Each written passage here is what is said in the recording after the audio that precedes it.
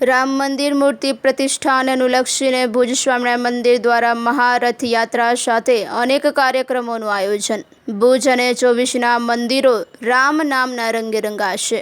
સમગ્ર દેશ જ્યારે રામ નામના રંગે રંગાવા જઈ રહ્યું છે, ત્યારે કચ્છમાં પણ સંતો અને મહંતો સાથે ભક્તોમાં પણ રામ મંદિર મૂર્તિ પ્રતિષ્ઠા અંગે અનેરો આનંદ જોવા મળી રહ્યો છે.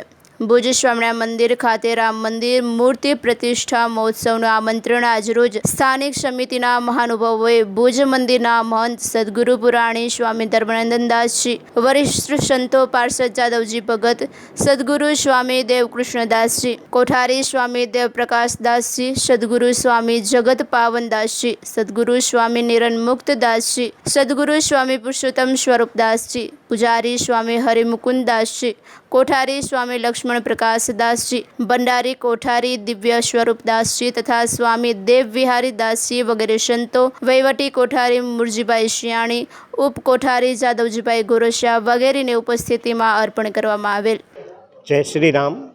સતયુગ, ત્રેતાયુગ અને કલિયુગ, આ ત્રણેય યુગમાં સનાતન ધર્મના એક દીર્ઘ ઇતિહાસ કાળમાં એક અવિસ્મરણીય અદ્ભુત એક અવસર એટલે શ્રી રામ જન્મભૂમિ મંદિરનો પુનઃ પ્રતિષ્ઠા ઉત્સવ. આવા આ દિવ્ય અવસરે સમગ્ર રાષ્ટ્રમાં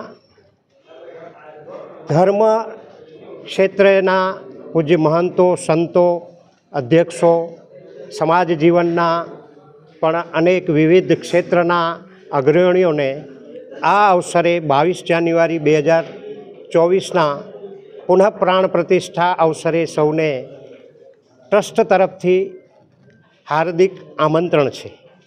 જેના ઉપક્રમે આજે શ્રી ભુજ સ્વામિનારાયણ મંદિરના પૂજ્ય મહંતશ્રી, ઉપમહંતશ્રી અને સંતોને આ અવસરે અયોધ્યામાં સાક્ષી રૂપે પ્રત્યક્ષ હાજર રહેવા માટેનો ટ્રસ્ટ તરફથી જે આમંત્રણ છે, એ આમંત્રણ આપવા આજે અહીં ઉપસ્થિત છીએ.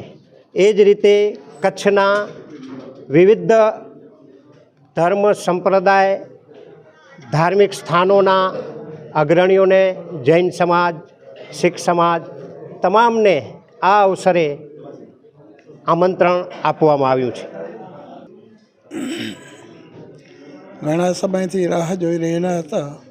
અયોધ્યાની અંદર રામ મંદિરની મૂર્તિ પ્રતિષ્ઠા 22 જાન્યુઆરીના દિવસે થવાની છે. ખૂબ ખૂબ ધન્યવાદ છે કે આમાં મોદી સાહેબે ખૂબ મહેનત કરીને આ કામ કર્યું છે. આથી પહેલાં ઘણા નેતાઓ કામ કરતા હતા, પણ કોઈ કાર્યની સફળતા મળી ન હતી.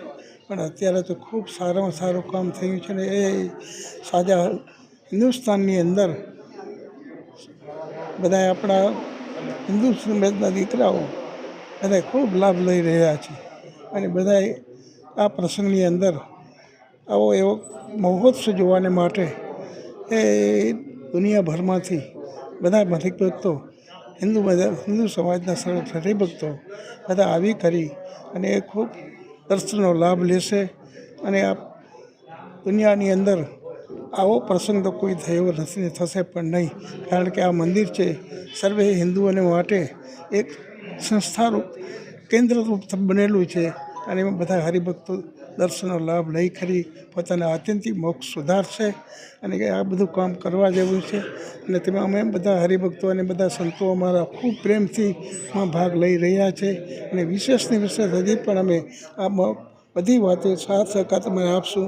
અને સારી હિન્દુ પ્રજાએ બધા નાની મોટા બધા સભ્યોએ ખૂબ સહકાર આપેલ છે અને એ કાર્યની સફળતા મળી છે.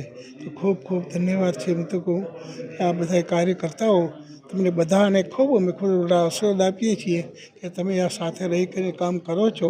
તો તમને પણ અમે ખૂબ આશીર્વાદ આપીએ છીએ કે ખરેખર આ કાર્ય કરવાને માટે તમે પોતાના સમયનો ભોગ આપી કરીને અને પૈસાનો પણ ભોગ આપી કરીને ખૂબ તમે સેવા કરેલી છે.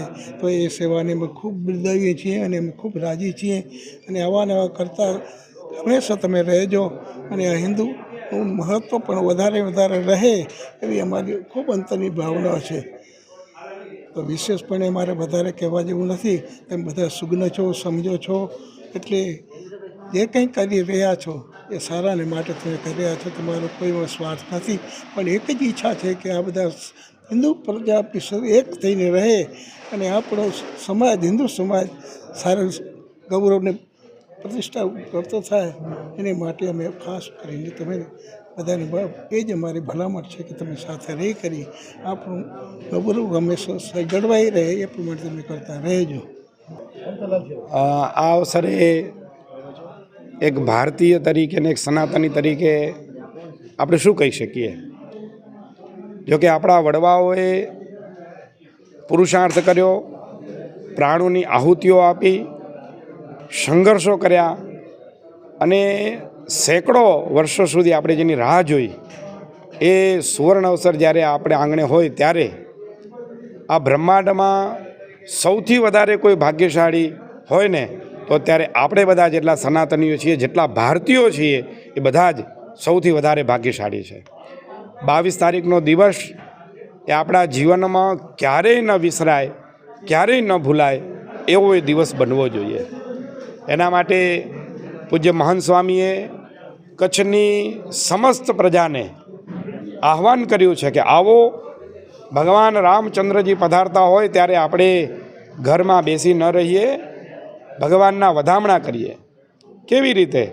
તો ગ્રામજનો બધા જ સાથે મળીને કોઈ પણ જ્ઞાતિ, જાતિ, ધર્મનો ભેદભાવ રાખ્યા વિના રામ એ માત્ર સનાતન હિન્દુ વૈદિક સંસ્કૃતિના આરાધ્ય દેવ છે એટલું નથી. આ સૃષ્ટિના માનવ જાતના તમામ લોકોના એ આદર્શ છે. કોઈએ શાસ્ત્રમાં જે પ્રમાણે કહ્યું તે પ્રમાણે જીવન દર્શન કરાવ્યું હોય તો એ રામ ભગવાને કરાવ્યું છે. ત્યારે એમના આ મંદિરના પુનઃ પ્રાણ પ્રતિષ્ઠા મહોત્સવ પ્રસંગે સમસ્ત ભારતીયો એક પ્લેટફોર્મ પર આવી એક અન્ન એક મન એ વિચાર સાથે 22 તારીખના બધા જ આ ક્યારેય આપણે કલ્પના ન કરી હોય એવા દ્રશ્યના દર્શન કરે અને દર્શન કરીને બધા જ એક સાથે ભોજન પ્રસાદ લે અને સાંજે બધા દિવાળી કરે, એટલે ઘરોઘર દીપ જલાવે અને ભગવાન રામનું મહાદિવાળીના રૂપમાં ભવ્ય સ્વાગત કરે. આવું પૂજ્ય મહંત સ્વામી જ્યારે આહવાન કર્યું છે ત્યારે આ પ્રસંગને આપણે બહુ જ તાજા તરોથી અને એકમેક થઈ અને ઉજવીએ અને આને આપણે હર્ષોલ્લાસની સાથોસાથ એક યાદગાર સીમાચિહ્ન બનાવીએ. આ પ્રસંગે ભુજ મંદિરે પણ પૂજ્ય મહંત સ્વામી, પૂજ્ય ભગતજી, અમારા કોઠારી સ્વામી દેવપ્રકાશ સ્વામી તથા ટ્રસ્ટી મંડળમાં મૂળજીભાઈ, રામજીભાઈ, જાદવજીભાઈ આ બધા જ સાથે મળીને પહેલાંથી એક સંકલ્પ કરેલો કે રામ મંદિરની જ્યારે પ્રતિષ્ઠા થશે ત્યારે સરકારશ્રી તરફથી તો અનેક આયોજનો ત્યાં હશે, પણ લોકો આવશે એના માટે જમવાનું આપણે પણ કંઈક કરીએ. કારણ કે આ મહાયજ્ઞમાં આપેલી એક નાની આહુતિ પણ એ બહુ મોટું કામ કરી શકતી હોય છે. ત્યારે ભગવાન રામચંદ્રના સેતુબંધના કાર્યમાં જેમ ખિસકોલીનું પણ એક નાનું અમથું પણ બહુ અમૂલ્ય યોગદાન હતું, એવી રીતે ભુજ મંદિર પણ 22 તારીખે પ્રતિષ્ઠા છે. 23-24 2 દિવસ સિક્યુરિટી માટે બંધ છે અને 25 તારીખથી સમગ્ર ભારતીયો ત્યાં જ્યારે દર્શને ઉમટે ત્યારે 20 દિવસ સુધી ભંડારાનું આયોજન ભુજ મંદિરે અયોધ્યા મધ્યે કર્યું છે. અહીંયાથી 150 જેટલા સ્વયંસેવકો ત્યાં પધારી અને જે કોઈ ભાવિકો ત્યાં દર્શન કરવા આવશે એમને ભોજન પ્રસાદ ભુજ મંદિર દ્વારા નિઃશુલ્ક અપાવશે. આવું અયોધ્યા મધ્યે પણ ભુજ મંદિરનું એક આયોજન છે. અહીંયા આગળ પણ તમામ રામ ભક્તો માટે જે કાંઈ સુવિધા આપવી ઘટતી હોય તે મંદિર આપી રહ્યું છે, પણ આ એક સનાતની તરીકે છે એના કરતાં પણ એક પગલું આગળ જે ભારતમાં વસતા હોય તમામ ભારતીયો માટેનો આ એક ઉત્સવ છે. તો 22 તારીખ એ કોઈ ઉત્સવ વિનાના રહી ન જાય. કામકાજ આપણે હરોજ કરીએ છીએ, પણ એક દિવસ પાંખી રાખી અને આખું ગામ ભેગું મળીને જ્ઞાતિ જાતિના વાડાથી બહાર આવીને હિન્દુ એક છે આ ભાવે આપણી સાથે જોડાઈ અને જે હિન્દુ સિવાયના પણ મઝહબ છે એ પણ આની અંદર સાથે રહી અને આ ઉત્સવને ખૂબ જ દબદબાભેર ઉજવે એવા અનુરોધ સાથે વિરમું છું.